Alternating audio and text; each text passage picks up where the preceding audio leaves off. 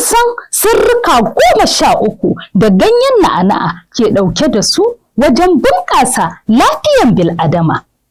A yau Dimokuraɗiyya TV ta binciko muku wasu sirrika da ganyen na'ana'a ke ɗauke da su.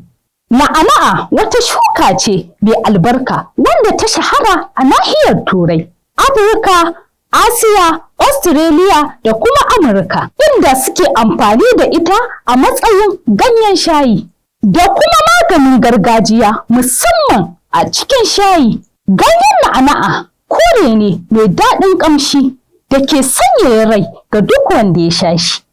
Bincike ya nuna mana shukan na'ana'a wanda ta fito daga dangin ciyayi ta samo asali ne ta hanyar auren shuka.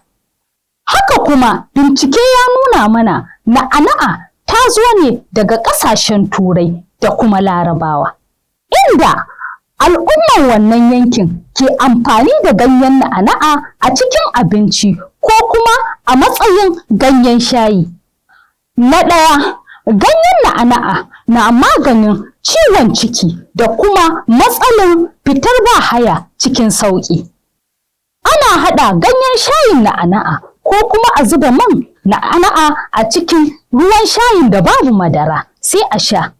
Na biyu, tana sauƙaƙawa wajen narkar da abinci ta yadda sassan jiki za su yi amfani da ita.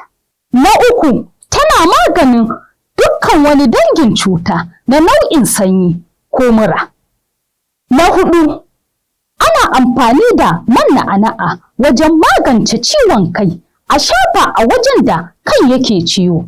Na biyar, man na'ana'a na maganin ciwon jijiya da ciwon sassan jiki.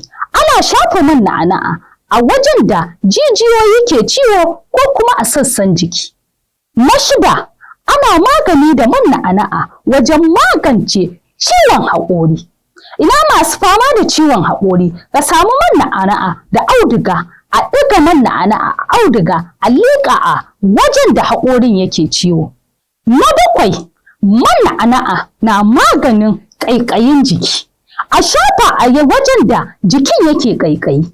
Na takwas, ko kun san man na'ana'a na maganin sauro? Ana shafa man na'ana'a a jiki lokacin bacci. Ƙamshin man na'ana'a na korar sauro. Na tara, na'ana'a na maganin tsutsar ciki. Na goma, man na'ana'a na taimakawa wajen ƙarfafa garkuwar jikin ɗan adam. Na 11, shayin na'ana'a na kawar da damuwa. Yana sanya nishaɗi yayin sha. A zuba ganyen na'ana'a ko shayi ko man a rinƙa sha safe da yamma. Na 12, shayin na'ana'a da zuma yana ƙara kaifin ƙwaƙwalwa. Na 13, ana amfani da ganyen na'ana'a a cikin abinci don samun ɗanɗano da ƙamshi a madadin sinadarin ƙamshi na abinci.